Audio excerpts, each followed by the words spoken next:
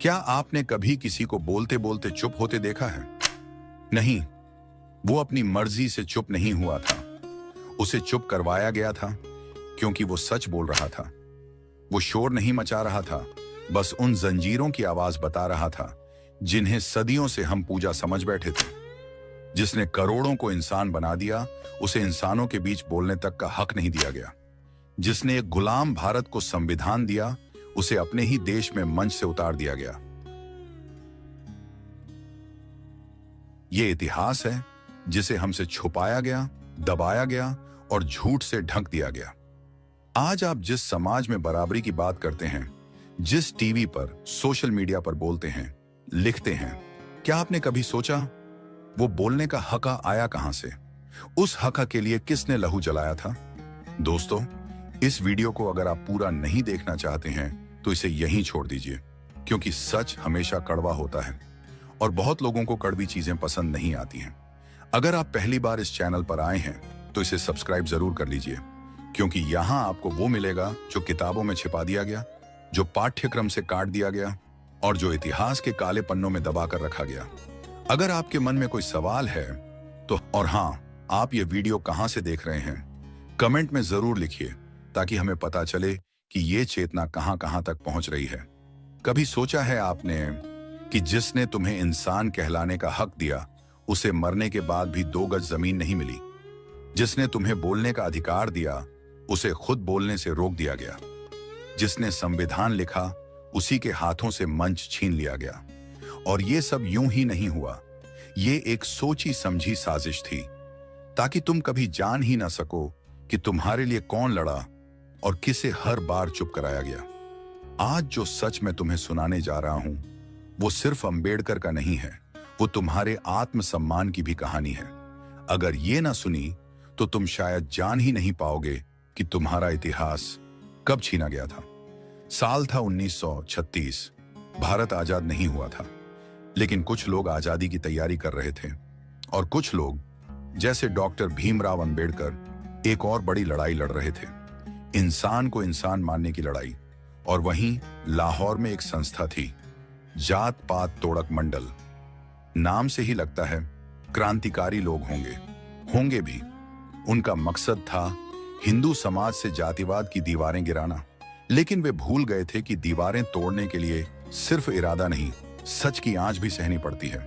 इन लोगों ने सोचा, अगर कोई सच बोल सकता है तो बस एक ही इंसान है, डॉक्टर बाबा साहेब अंबेडकर। उन्होंने एक चिट्ठी भेजी, निवेदन किया, डॉक्टर साहब लाहौर आइए, हमारे सम्मेलन में मुख्य वक्ता बनिए। अब आप सोचिए, इस देश में लाखों लोग बुलाए जाते हैं, सम्मेलन, जलसे, रैलियां, हर कोई मंच चाहता है, तालियां चाहता है, टीवी पर दिखना चाहता है। लेकिन डॉक्टर अंबेडकर ने क्या कहा? मैं आऊंगा, लेकिन जो बोलूंगा वो बिना मीठा किए कड़वा सच होगा। ना मंच की परवाह, ना लोगों के गालियों की, ना धर्म के ठेकेदारों की, बस एक मिशन था, सच बोलूंगा। फैसला हो गया। लोगों में उत्साह था, लाहौर की गलियों में फुसफुसाहट थी, बाबा साहेब आ रहे हैं। हजारों लोग आने वाले थे, किसी के पास कुर्सी नहीं, फिर भी बैठने की बेताबी थी, क्योंकि पहली बार कोई उनकी भाषा में उनके दर्द पर, उनके जख्मों की बात करने वाला था। लेकिन उससे पहले संस्था ने कहा, एक कॉपी भाषण की भेज दीजिए। बाबा साहेब ने कहा, जरूर भेजता हूं। अब आप सोचिए, डॉक्टर अंबेडकर ने जो भाषण लिखा वो कोई लेख नहीं था, वो इतिहास के मुंह पर एक तमाचा था। उस भाषण में क्या था? एक एक शब्द एक सदी की चीख थी। उन्होंने लिखा, अगर हिंदू धर्म में जाति व्यवस्था को शास्त्रों से सही ठहराया गया है तो मैं ऐसे धर्म को तोड़ देना बेहतर समझूंगा, क्योंकि कोई भी धर्म उस वक्त तक धर्म नहीं है जब तक वो इंसान को इंसान न माने। उन्होंने कहा, ब्राह्मणवाद एक ढोंग है, मनुस्मृति एक जहर है और जात पात इंसानियत की सबसे बड़ी बेइज्जती है। अब वही संस्था जिसने उन्हें बुलाया था, जिसने पोस्टर छपवाए थे, जिसने भाषण के दिन की घोषणा की थी, वो कांप गई। उनका डर जाग उठा। अगर ये बोल दिया गया तो समाज में तूफान आ जाएगा। ये तो गांधी जी भी नहीं बोलते, लोग नाराज हो जाएंगे, हिंदू समाज टूट जाएगा। डर ने उन्हें पलटना सिखा दिया। उन्होंने बाबा साहेब से कहा, कुछ लाइनें बदल दीजिए। कुछ शब्द नरम कर दीजिए, थोड़ा धर्म को बख्श दीजिए। और तब आया वो जवाब जिसने मुझे भी रुला दिया और शायद आपको भी हिला देगा। मैं यहां किसी को खुश करने नहीं आया हूं, मैं यहां वो सच बोलने आया हूं जिसे सब दबाना चाहते हैं। अगर डरते हो तो मंच मत दो, लेकिन मैं अपने विचारों से एक शब्द भी नहीं हटाऊंगा। यह था वो पहला तमाचा उस व्यवस्था पर जो कहती है, सच तो बोलो, लेकिन इतना नहीं कि हमारा सिंहासन हिल जाए। भाषण भेज दिया गया था। डॉक्टर अंबेडकर ने एक एक शब्द अपने दिल की आग से निकाला था। ना कोई झूठ, ना कोई सजावट, सिर्फ वही जो सदियों से दबा हुआ था, घुट रहा था और अब फटने वाला था। उन्होंने कुछ नहीं छुपाया, कुछ नहीं बदला, क्योंकि वो जानते थे सच को अगर तोड़ मरोड़ कर बोला जाए तो वो भी एक किस्म का झूठ बन जाता है। अब उस संस्था के पास भाषण पहुंच चुका था।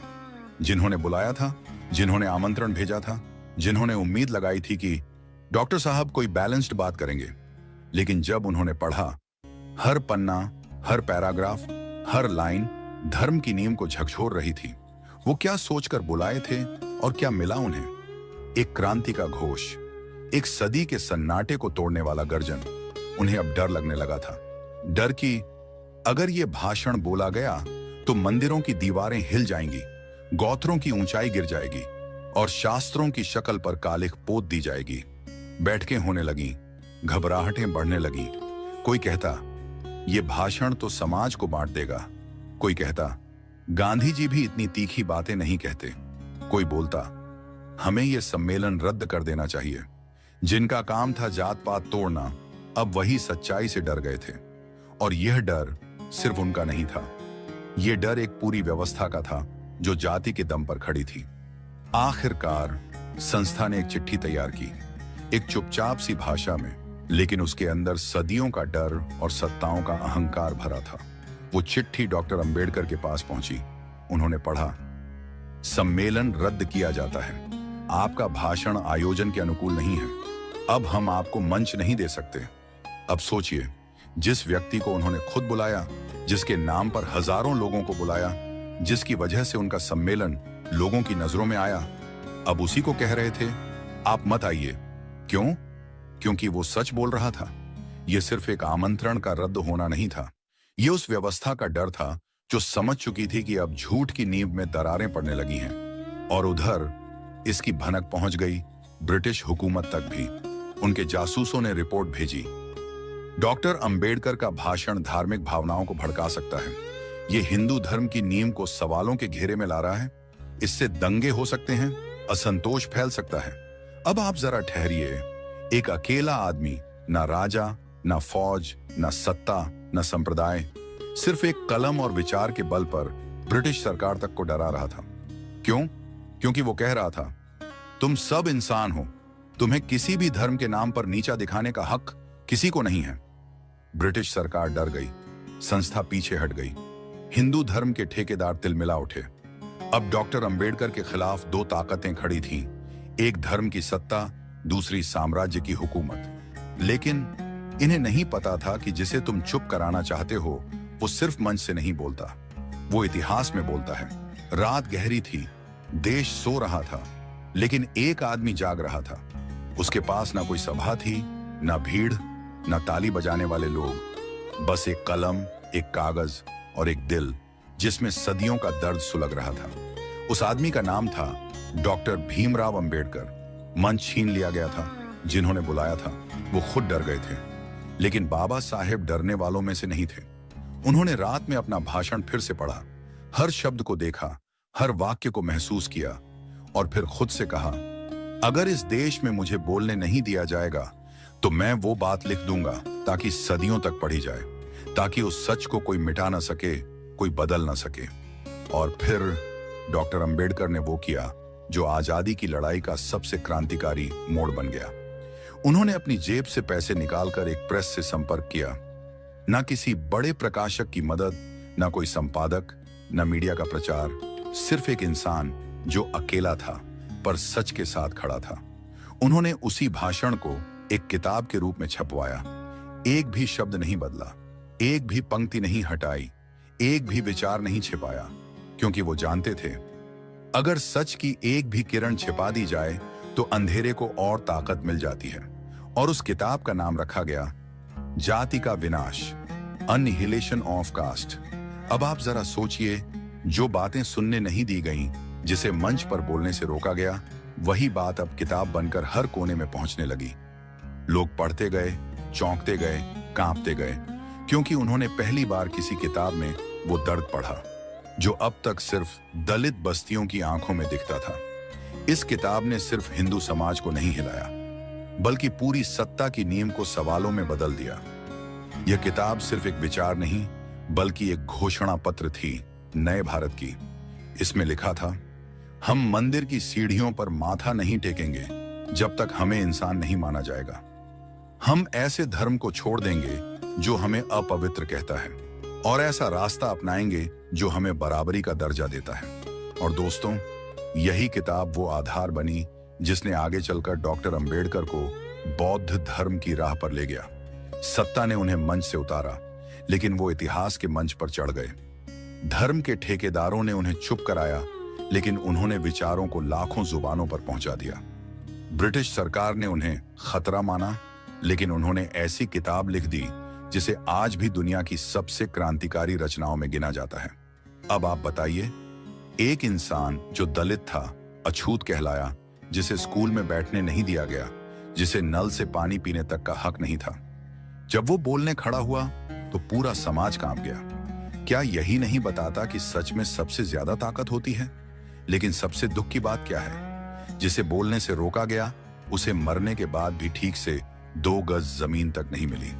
फिर भी आवाजें कभी मरती नहीं, शब्द कभी रुकते नहीं, और विचार कभी बंद नहीं किए जा सकते। आज भी जब कोई बच्चा स्कूल में पहला सवाल पूछता है, जब कोई दलित युवती अपने अधिकार की बात करती है, जब कोई इंसान कहता है मैं मंदिर क्यों नहीं जा सकता, मुझे नीच क्यों कहा जाता है, तो उस हर सवाल का जवाब आता है अनाइलेशन ऑफ कास्ट से। और साथियों, हम मंच नहीं मांगते, हम मंच बना लेते हैं, क्योंकि हम हैं आज का अंबेडकरवादी। अगर आपको यह सच्चाई छू गई हो, अगर आपको लगा हो कि बाबा साहेब की आवाज को फिर से जिंदा करना जरूरी है, तो इस वीडियो को शेयर कीजिए, कमेंट कीजिए, और हाँ, सुपर थैंक्स के जरिए हमारे संघर्ष का हिस्सा बन जाइए। आपके एक समर्थन से हम एक और दबे हुए सच को बोलने की हिम्मत पाते हैं। अब दीजिए इजाजत, फिर मिलेंगे अगली वीडियो में एक और दबे हुए सच और एक और सवाल के साथ। तब तक के लिए जय भीम।